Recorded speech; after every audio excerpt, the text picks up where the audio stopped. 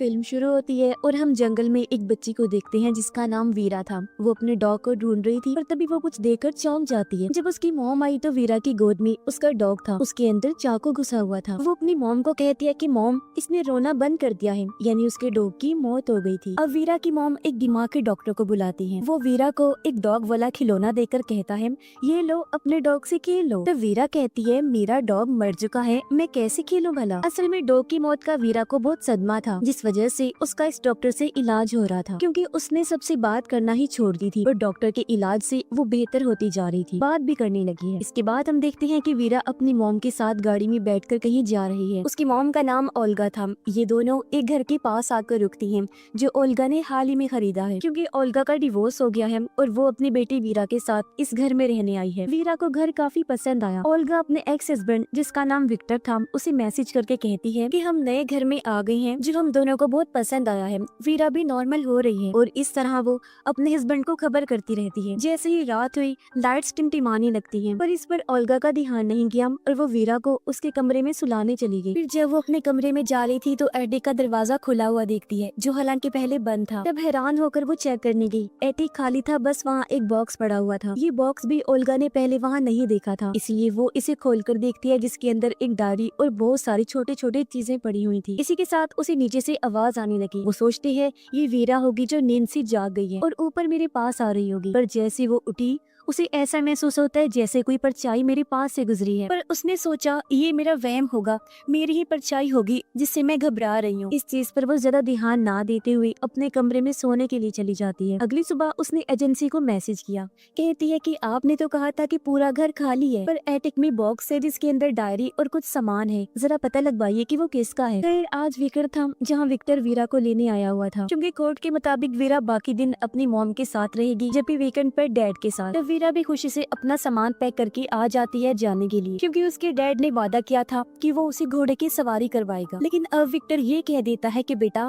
पहले हम मेरी दोस्त के साथ कुछ टाइम गुजारेंगे और फिर घोड़ सवारी के लिए जाएंगे। ये सुनकर तो वीरा को गुस्सा आ गया। वो कहती है, फिर तो मैं नहीं जाने वाली आपके साथ, अपनी माँ के साथ ही रहूंगी, क्योंकि उसे अपने डैड की दोस्त से बहुत नफरत होती है। पर ओल्गा उसे मना लेती है कि चले जाओ बेटा, कुछ देर की बात है, उससे मिल लो, फिर सारा दिन अपने पापा के साथ ही रहना। वीरा मान दी और जब वो दोनों चले गए, ओल्गा अपना ऑफिस सेट करने में लग जाती है। पर अचानक उसे जोरों का सर दर्द होने लगा। ऐसा लग रहा था जैसे कमरे का रूप ही बदल रहा हो। इस जगह को लेकर उसे अजीबोगरीब ख्याल भी आने लगे, पर कुछ भी समझने से पहले उसके फोन की बेल बज गई और उसका सर दर्द भी ठीक हो गया। कॉल एजेंसी वालों की थी। वो कहते हैं, जी हमने घर के पिछले मालिक से पता करवाया है, उसका कहना है कि एटिक में तो हमारा कोई बॉक्स नहीं था। ये सुनकर ओल्गा सोच भी पड़ जाती है, तो फिर किसका है वो बॉक्स। एक बार फिर वो बॉक्स चेक करने, उसके अंदर जो डायरी थी उसे निकाल कर पढ़ने लगती है। डायरी के सफ़े पढ़ के वो थोड़ा घबरा जाती है, क्योंकि ये किसी पागल कातिल की डायरी थी, जिसने अपने कत्ल की सारी डिटेल्स काफी बारीकी से लिखी हुई थी, कि वो अपने शिकार को कैसे तर पाता है और फिर मारता है सब कुछ। ओल्गा ने सोचा,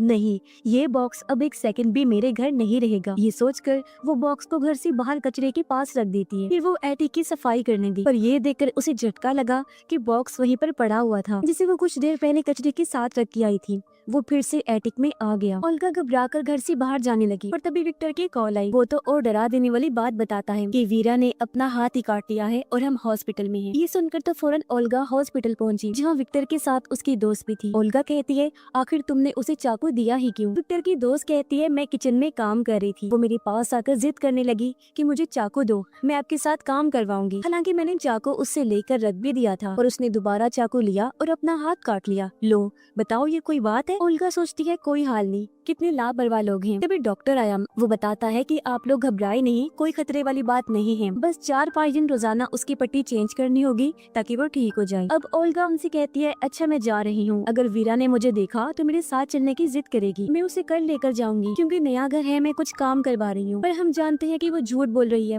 वजह तो वो बॉक्स है, पर वो उनसे छुपाती है। तब विक्टर की दोस्त कहती है, अगर घर का काम चल रहा है तो तुम भी हमारे साथ ही रह लो। इस पर ओल्गा मान गई और शाम को ये सब विक्टर के घर आ जाते हैं, जहाँ ओल्गा वीरा से पूछती है, बेटा आखिर तुमने अपना हाथ क्यों काटा? पर विक्टर उसे रोकते हुए वीरा को बाहर भेज देता है। ओल्गा उस पर गुस्सा करती है कि ये क्या हरकत है, मैं उसे सवाल कर रही हूँ और तुमने उसे बाहर भेज दिया। विक्टर कहता है देखो वो सिर्फ हादसा था, उसने जानबूझकर थोड़ी ना किया है। ओल्गा कहती है क्या तुम्हें ये छोटी बात लगती है, देखा उसने अपने डॉग के साथ क्या किया था। जी हाँ, डॉग के साथ उसने कुछ किया था जिसका जवाब हमें आगे पता चलेगा। पर उसकी बात सुनकर विक्टर कहता है ये बस इत्तेफाक है, अब कोई नई कहानी मत बना दो। और इस तरह वो ओल्गा को चुप करवा देता है। अगली सुबह ओल्गा किसी तरह वीरा को समझाकर अकेले ही घर आ जाती है। जी हाँ, वो घर पर डॉक्टर को बुलाती है। डॉक्टर को उसने बॉक्स के बारे में बता दिया था पर वो यकीन नहीं करता और ओल्गा के साथ एक बार फिर बॉक्स को कचरे के पास छोड़ देता है। पर जब उन्होंने एटिक में आकर देखा तो एक बार फिर उन्हें झटका लगता है क्योंकि बॉक्स वही था, वो भी बिल्कुल उसी जगह पर जहाँ पहले पड़ा हुआ था। अब डॉक्टर को भी काफी अजीब लगा, इसलिए वो भी उस डायरी को पढ़ने लगा जहाँ ओल्गा को फिर से ख्याल नजर आने लगे कि ये कमरा बहुत ही अजीब है। और वो देखती है कि किस तरह कातिल अपने विक्टिम्स, अपने शिकारियों को मारता है, जिससे वो काफी घबरा गई। डॉक्टर देखता है कि डायरी में कातिल के विक्टिम्स के नाम और उनकी उम्र भी लिखी हुई है। उन नामों को ओल्गा इंटरनेट पर सर्च करती है पर इन नामों के कत्ल की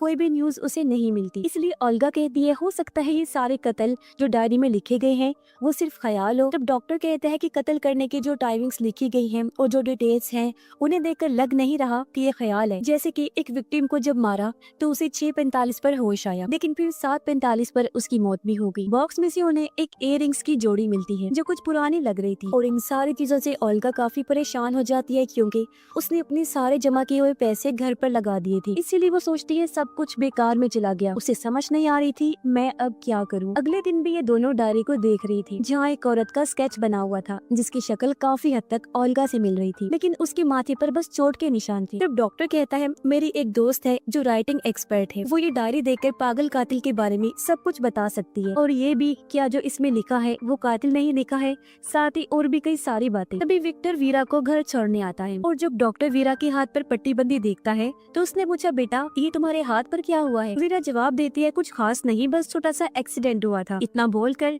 वो अपने कमरे में चली जाती है जहाँ ओल्गा उसे सुला देती है। अगली सुबह ओल्गा वीरा के बैग में अजीब सी ड्राइंग देखती है जहाँ उसने अपना हाथ काटा हुआ था, उसका खून बह रहा था और हाथ में चाकू था, यानी अपने हाथ से वाला पूरा स्केच उसने बनाया हुआ था। ये देखकर ओल्गा उस दिन के बारे में याद करती है जब इनके डॉग की मौत हुई। उस दिन दरअसल इनका डॉग एक गाड़ी के नीचे आ गया था और बुरी तरह जख्मी हो गया था। विक्टर डॉग को उठाकर लाया ताकि उसे हॉस्पिटल ले जा सके, पर जब ओल्गा डॉग को देखने आई तो डॉग के पेट में चाकू घोंपा हुआ था जो कि वीरा का ही काम था। और वो ओल्गा से जब कह रही थी कि इसने रोना बंद कर दिया है तो इसका मतलब था कि उसे अपने डॉग का दर्द देखा नहीं जा रहा था और उसे दर्द से छुटकारा देने के लिए उसने डॉग को चाकू से मार दिया, जिसके बाद इस दिमाग के डॉक्टर से उसका इलाज करवाया जा रहा था। उसका एक सेशन आज भी डॉक्टर कर रहा था। वो वीरा से कहता है अच्छा बताओ उस दिन जो तुम्हारी मॉम डैड डॉग को हॉस्पिटल लेकर जा रही थी क्या वो सही कर रही थी, ये जो तुमने किया वो ठीक था। वीरा कहती है जो मैंने किया वो ही ठीक था, वो बेचारा दर्द में तड़प रहा था। मॉम डैड को तो उसकी तकलीफ का एहसास ही नहीं हुआ, मुझसे उसका दर्द देखा नहीं गया तो मैंने दर्द से उसकी जान छुड़वा दी। फिर डॉक्टर पूछता है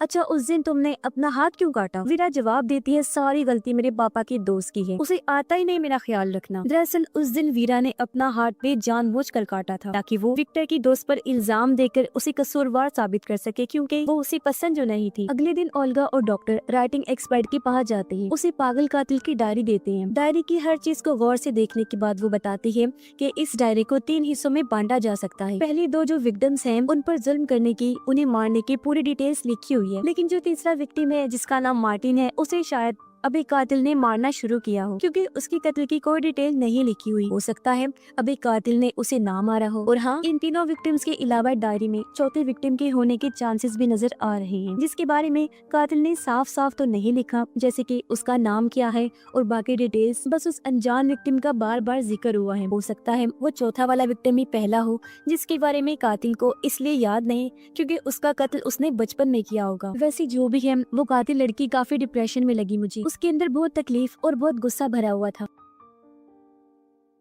और ये सुनकर तो दोनों काफी चौंक गई। कहते हैं क्या कहा आपने, कातिल लड़की? एक्सपर्ट कहती है कि हाँ, इस राइटिंग को देखने से साफ लग रहा है कि पागल कातिल एक लड़की है। और तो और इसके लिखने का अंदाज भी अनोखा है। अब जैसे आमतौर पर हम अंगूठे और इंडेक्स उंगली से लिखते हैं, पर कातिल ने अपने अंगूठे और बीच वाली उंगली से पेन को पकड़ के लिखा हुआ है। अब ये सारी बातें सुनकर ओल्गा काफी परेशान हो गई। वो सोचती है अब मैं क्या करूँ, एक पागल कातिल के घर में कैसे अपनी बच्ची को रखूँ। ऊपर से मुझे भी हर टाइम ऐसा महसूस होता है जैसे कातिल घर में ही है। जब डॉक्टर उसे कहता है तुम ऐसा करो, उसे विक्टर के घर छोड़ दो और फिर सोचेंगे कि आगे क्या करना है, और जब सारे हालात ठीक होंगे तुम तब उसे वापस लेकर आना। डॉक्टर ओल्गा को भी दवाई देता है खाने के लिए, क्योंकि वो काफी परेशान थी। दवाई खाकर वो जब नहाने गई तो उसे अपने कमरे से आवाज आती है। उसने जब जाकर चेक किया तो वो किसी की परछाई को देखती है। उसे पकड़ने के लिए जब ओल्गा पीछे भागी तो अचानक कोई उसके सर पर जोर से मारता है, जिससे वो नीचे गिर गई। उसकी आवाज सुनकर डॉक्टर फौरन यहाँ आकर उसे संभालता है। ओल्गा उसे बताती है कि वो कातिल घर में ही है, मैंने उसे देखा था और उसने मुझ पर हमला किया है। पर डॉक्टर को तो वहाँ कोई नजर नहीं आता। पर तभी एटिक में से किसी के भागने की आवाज आई। डॉक्टर सोचता है ये जरूर कातिल ही होगी, इसीलिए वो जाकर जब चेक करता है तो वहाँ जख्मी हालत में ओल्गा बैठी हुई थी, जो अभी भी उस डायरी को पढ़ रही होती है। वो डॉक्टर को कहती है कि देखो, अभी तक इस डायरी में ये लिखा हुआ था कि मार्टिन पर सिर्फ जुल्म किया जा रहा है, पर अब तो इस पर ये भी लिखा हुआ है कि अगले 48 घंटों में उसकी मौत हो जाएगी। ऐसा लग रहा है कि जो भी वो कातिल करती है ना, वो अपने आप ही इस डायरी में लिखा जाता है, और अब हमें मार्टिन का पता लगाकर उसकी जान बचानी हो। फिर जब ओल्गा ने गौर किया तो वो डॉक्टर को उसी औरत का स्केच दिखाती है जिसकी शक्ल ओल्गा से मिल रही थी। वो कहती है देखो, मेरे जैसे इस औरत के माथे पर चोट का निशान है, जो पहले मेरे माथे पर नहीं था पर अब बिल्कुल उसी जगह पर बन गया है। मुझे समझ नहीं आ रही कि क्या हो रहा है। मैंने इतना अंदाजा लगाया है कि डायरी में जो भी लिखा है वो प्रेजेंट यानी मौजूदा वक्त में हो जाता है। मतलब डायरी के हिसाब से माजी में लिखी गई चीजें प्रेजेंट टाइम और फ्यूचर टाइम यानी आने वाले वक्त में होंगी। वो डॉक्टर को कहती है कि मेरी बात पे यकीन करो, मैं सच कह रही हूँ, और चलो मार्टिन को बचा ले चलते हैं। डॉक्टर उसकी बात मान लेता है और ये डायरी में लिखी गई मार्टिन की डिटेल्स निकालते हैं, जहाँ से इन्हें एक रेस्टोरेंट का पता चला। ये जब वहाँ गए तो पता चला कि वो रेस्टोरेंट तो अभी बन रहा है। ये दोनों वहाँ की औरत से कहते हैं कि हम मार्टिन से मिलना चाहते हैं। औरत के हाथ में एक बच्चा था। वो कहती है ये रहा मेरा बेटा, इसी का नाम मार्टिन है। अब डायरी के हिसाब से मार्टिन की उम्र तो 32 साल होगी। तो ये दोनों सोचते हैं कि क्या जब मार्टिन 32 साल का होगा तब उसकी मौत होगी। इस सोच के साथ उनका दिमाग चकरा गया और वो घर आ जाती है। ओल्गा कहती है मुझे इस बात की परेशानी हो रही है कि 48 घंटे खत्म होने को है, मार्टिन को हमें बचाना है, कैसे बचाएं? पर तभी ओल्गा ने बड़ा चौंका देने वाला सीन देखा कि वीरा के हाथ पर पट्टी लगी हुई है, जिस वजह से वो अंगूठे के साथ अपने इंडेक्स वाली फिंगर इस्तेमाल नहीं कर पा रही थी। इसीलिए वो अंगूठे और दरमियान वाली उंगली की मदद से पेंसिल पकड़कर ड्राइंग कर रही थी, यानी वही चीज जो एक्सपर्ट ने कातिल के बारे में बताई थी। ओल्गा उसे पेंसिल छीलकर कहती है कि जब तक तुम्हारा हाथ ठीक नहीं हो जाता तुम ड्राइंग नहीं करोगी। ये सुनकर वीरा को अपनी मॉम पर गुस्सा आ गया। पर तभी विक्टर की आवाज आई और वो भागकर अपने डैड के पास चली जाती है। और ये क्या, विक्टर तो वीरा के लिए गिफ्ट के तौर पर गोही बॉक्स लेकर आया था, जो एटिक से जाने का नाम ही नहीं ले रहा। ओल्गा तो एकदम सुन पड़ जाती है। उसे समझ नहीं आ रही थी कि ये क्या हो रहा है। पर वो बॉक्स और वीरा को एटिक में लेकर गई और उससे पूछती है बेटा, जो चीजें इस बॉक्स में हैं, क्या तुम उनके बारे में जानती हो? पर वीरा कहती है नहीं मॉम, बिल्कुल भी नहीं। इस पर ओल्गा उसे वहाँ से भेज देती है। और अब जब उसने डायरी को देखा तो उसमें लिखा था कि मार्टिन की मौत हो गई है। ओल्गा फिर परेशान होती है, साथ ही उसे दुख भी हो रहा था कि मैं कुछ नहीं कर पा रही हूँ। इस बारे में जब डॉक्टर उससे पूछता है तो ओल्गा बताती है कि वो पागल कातिल और कोई नहीं बल्कि वीरा है, मेरी बेटी, जो अभी तो बहुत मासूम लगती है, पर बड़े होकर फ्यूचर में वो एक पागल कातिल बनने वाली है। फ्यूचर में जो भी खून वो करेगी उन सब की डिटेल्स इस डायरी में लिखी हुई है, जो बताकर उसने डॉक्टर को डायरी दिखाई जहाँ मार्टिन की मौत का जिक्र था। ओल्गा रोने लगी, कहती है आखिर मेरी परवरिश में क्या ऐसी कमी रह गई थी कि मेरी बेटी एक कातिल बनेगी, पर मैं उसे कातिल बनने नहीं देने वाली, प्लीज मेरी मदद करो। इस पर डॉक्टर कहता है छोटी बच्ची है अभी वो, हम उसका इलाज कर रहे हैं ना, तुम परेशान ना हो, ठीक हो जाएगी। और डायरी में ये भी लिखा हुआ था कि किसी गलत वाइब्रेशन की वजह से उसने अपना पहला कत्ल किया, और अगर हम उस वाइब्रेशन के बारे में पता लगा ले तो हम उसे रोक सकते हैं। इससे ना वो अपना पहला खून करेगी और ना ही कातिल बनेगी। ओल्गा कहती है वो बात ठीक है, पर अगर उसका पहला विक्टिम डॉग ही था तो फिर उसे तो वीरा ने मार ही दिया है ना। इसलिए अब ये लोग दोबारा राइटिंग एक्सपर्ट के पास गए, तो वो बताती है कि डायरी में किए गए उसने सारे खून बड़ी होकर किए हैं, और जो डॉग को उसने मारा है ना, वो तो बचपन में उसने किया। अपनी तरफ से उसे लग रहा था कि उसने ठीक किया, डॉग को तड़पते हुए उसे देखा नहीं गया तो उसने मार दिया उसे। बचपन में ये की गई गलती को हम खून नहीं कहेंगे, खून उसने बड़े होकर किया। और उसका पहला विक्टिम वो चौथा है जिसके बारे में मैंने बताया था कि उसका नाम वगैरह नहीं लिखा गया, बस उसका जिक्र हुआ है। और हाँ, हो सकता है उस पहले विक्टिम ने ही बच्ची को कुछ कहा होगा, उसके साथ कुछ किया होगा कि उसे गुस्सा आ गया। हो सकता है कि उसने बचपन में बच्चे की जान लेने की कोशिश की हो, जिसका बदला फिर बच्ची ने बड़े होकर लिया और उसके अंदर का जानवर जाग गया और उसने अपना पहला कत्ल किया, जिसका जिक्र डायरी में कहीं पर भी नहीं। अगली सुबह बेबस होकर ओल्गा वीरा की बर्थडे पार्टी में बैठी होती है और वीरा आराम से खेल रही थी और तभी विक्टर अपने दोस्त को इयररिंग्स गिफ्ट देता है, जो देख ओल्गा को शौक लगा क्योंकि ये वही इयररिंग्स थे जो उसे उस बॉक्स में से मिली थी, कातिल का बॉक्स यानी कि वीरा का बॉक्स, जो देखकर ओल्गा समझ गई कि इसका मतलब वीरा की पहली विक्टिम विक्टर की दोस्त है, यानी बड़े होकर वीरा सबसे पहले उसे मानकर अपना पहला कत्ल करेगी क्योंकि वो उसी सख्त नफरत जो करती है। इसलिए ओल्गा जब उसे घर लेकर आई तो फैसला करती है कि आइंदा के बाद मैं वीरा को कभी विक्टर के घर नहीं भेजूंगी, क्योंकि वो कैसे भी करके अपनी बेटी को कातिल बनने से बचाना चाहती थी। जैसे वीकेंड हुआ, विक्टर बार बार ओल्गा को कॉल करने लगा ताकि वो वीरा को ले जा सके, पर वो बार बार फोन काटती रहती है। अब ऐसे कुछ दिन गुजर गए जहाँ ओल्गा सोचती है हो सकता है पहला विक्टिम विक्टर की दोस्त नहीं बल्कि कोई और ही हो। इसी चीज को सोचते हुए वो एटिक में आकर बॉक्स के पास खड़ी हो जाती है और कहती है, मैं जानती हूँ वीरा तुम इधर ही हो, मेरी जान मामा आपकी मदद करना चाहती है, मुझे बताओ कि वो वाइब्रेशन क्या है जिसके बारे में तुमने अपनी डायरी में लिखा हुआ है, मैं तुम्हें उसे बचाना चाहती हूँ। अब फिर से ओल्गा को एक परछाई भागती हुई नजर आई, जिसके साथ ही वीरा के कमरे से आवाज भी आती है। ओल्गा भागकर उसके रूम की तरफ गई, लेकिन दरवाजा बंद हो गया। ओल्गा दरवाजा पीटती है, कहती है, बेटा तुम ठीक तो हो ना, दरवाजा खोलो, लेकिन दरवाजा नहीं खुला। तब ओल्गा दूर से भागकर आई और दरवाजा खोल देती है, पर ठीक तभी वीरा भी दरवाजा खोलने आई थी, जिससे उसके मुंह पर चोट लग गई। उसका खून निकल रहा था और अब वो कोने में बैठी रो रही होती है। ओल्गा उसे चुप करवा के प्यार करती है और कहती है, आई एम सॉरी बेटा, मुझसे गलती हो गई है, प्लीज मुझे माफ कर दो। और वो आज रात वीरा के साथ ही सो जाती है। ओल्गा इस परेशानी में थी, मैं कैसे अपनी बच्ची को बचाऊं। वो अगले दिन वीरा को स्कूल भी नहीं भेजती और घर में ही पढ़ाने लगती है। तभी यहाँ विक्टर भी आ गया, जो काफी गुस्से में था क्योंकि ओल्गा ने उसे वीकेंड पर विक्टर के घर भेजा नहीं और ओल्गा बार बार फोन भी काट रही। और अब जब उसने वीरा के मुंह पर चोट देखी तो गुस्से में पूछता है, ये तुम मेरी बेटी के साथ क्या कर रही हो। अब उन दोनों को झगड़ते हुए देखकर वीरा डरकर भाग जाती है। गुस्से में विक्टर भी वहाँ से चला गया। तभी यहाँ डॉक्टर भी आ गया। वो कहता है, तुम वीरा को सेशन के लिए क्यों नहीं भेज रही। ओल्गा कहती है, उसे किसी दिमाग के इलाज की जरूरत नहीं है, मैं उसे संभाल लूंगी, उसकी माँ हूँ, उसका ख्याल रखना जानती हूँ और उसे कातिल बनने से रोक लूंगी। तब डॉक्टर वहाँ से चला गया। तभी विक्टर वापस आ गया, वो भी पुलिस के साथ, क्योंकि वीरा को उसके घर ना भेजकर ओल्गा ने कोर्ट के असूल को तोड़ा था, यानी कि अब कार्रवाई होगी। तो अब कोई और रास्ता ना होने पर वो वीरा को विक्टर के साथ भेज देती है।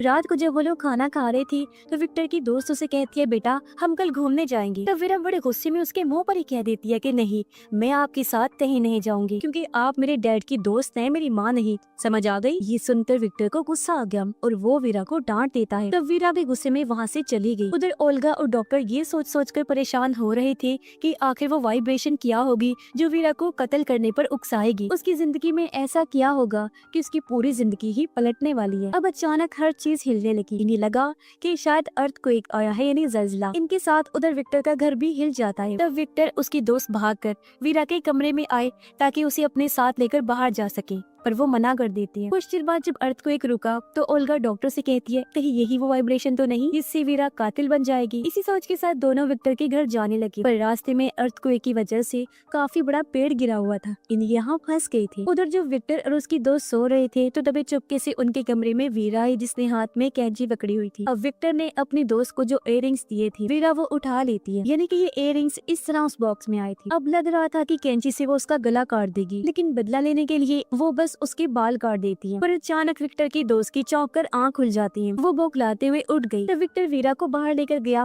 उसे डांट देता है, ये तुम क्या हरकत कर रही थी, हाँ पागल हो गई हो। वो उसे और भी बुरा भला कहकर खूब डांटने लगता है। वीरा रोते हुए वहीं सीढ़ियों के पास बैठ गई, कहती है मुझे मॉम के पास जाना है। तभी यहाँ ओल्गा और डॉक्टर भी आ गए। ओल्गा के पास भी इस घर की चाबी थी और जब वो अंदर आई तो उसे किसी के गिरने की आवाज आई और जब उसने जाकर देखा तो वहाँ विक्टर की लाश थी, यानी उसे मार दिया गया था। और जिस पहले कत्ल का डर ओल्गा को था आखिर वो हो ही गया। ऊपर सीढ़ियों के पास वीरा बैठी हुई थी। असल में विक्टर उसे लगातार डांटता ही जा रहा था, जिस बात से गुस्सा होकर उसने विक्टर को धक्का मारा और वो किनारे पर ही खड़ा था। उसका पैर फिसला और सीढ़ियों में आकर गिरा और उसकी मौत हो गई। ये देखकर ओल्गा पूरी तरह टूट गई, फूट फूट कर रोने लगती है, क्योंकि ये पहला कत्ल एक ट्रिगर की तरह है कि अगर ये हो गया तो फिर बाकी कत्ल भी होंगे। और ओल्गा की लाख कोशिश के बाद भी कोई वीरा को कातिल बनने से नहीं रोक सकता। खैर जैसे अगली सुबह हुई, एम्बुलेंस टीम, पुलिस सब आ जाते हैं। डॉक्टर ओल्गा से कहते हैं कि वीरा को नहीं लेकर जा सकती तुम, क्योंकि अभी इन्वेस्टिगेशन चल रही है। अब जैसे ओल्गा अकेली हुई, मौके का फायदा उठाकर चुपके से वीरा को लेकर गाड़ी में बैठती है और वहाँ से ले जाती है। अब ओल्गा ऐसा अपनी बच्ची को बचाने के लिए नहीं कर रही थी, बल्कि वो वीरा को कहती है कि बेटा, तुमने जिसे सीढ़ियों से धक्का देकर मारा है ना, वो तुम्हारे डैड थे। मुझे लग रहा था कि तुम बड़े होकर कातिल बनोगी, पर तुम तो बचपन में ही बन चुकी हो। पर अब मैं नहीं चाहती कि मजीद तुम्हारे हाथों किसी की भी जान चली जाए, इसीलिए मैंने फैसला किया है कि हम दोनों को मर जाना चाहिए। ये कहकर ओल्गा ने गाड़ी तेज कर ली। वो जानबूझकर एक्सीडेंट करवा देती है, जिससे उनकी गाड़ी पलट गई और स्क्रीन ब्लैक हो जाती है। अगले सीन में हम देखते हैं कि ओल्गा बच तो गई है, पर उसकी हालत बहुत खराब है। उसे काफी चोटें आई थी। सिर्फ वही नहीं बल्कि वीरा भी बच गई थी। वो सामने बैठी हुई थी, लेकिन उसे कम चोटें आई थी। वो ओल्गा को घूर कर देखती है। ऐसा लग रहा था जैसे सोच रही हो कि तुमने मेरी जान लेने की कोशिश की है ना, देखना तुम्हारे साथ भी हिसाब बराबर करूंगी। अब यहाँ हम याद करते हैं कि राइडिंग एक्सपर्ट ने कहा था कि वीरा के पहले विक्टिम ने उसके साथ कुछ किया होगा, उसे गुस्सा दिलाया, उसे चोट पहुंचाने की कोशिश की होगी। जब भी वीरा को गुस्सा आया, उसका दिमाग खराब हुआ और उसके अंदर का जानवर जाग गया, और जब भी उसने अपना बदला लेने के लिए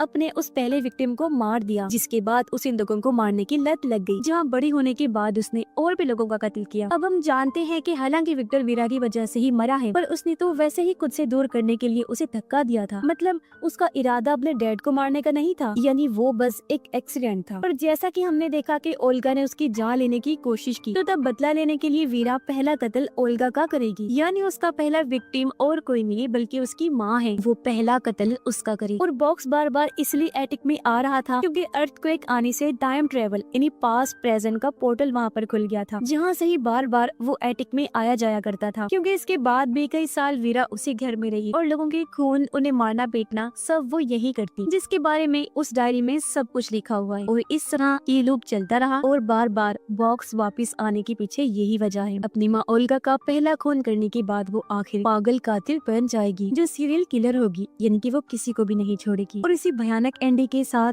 ये फिल्म इधर ही खत्म हो जाती है।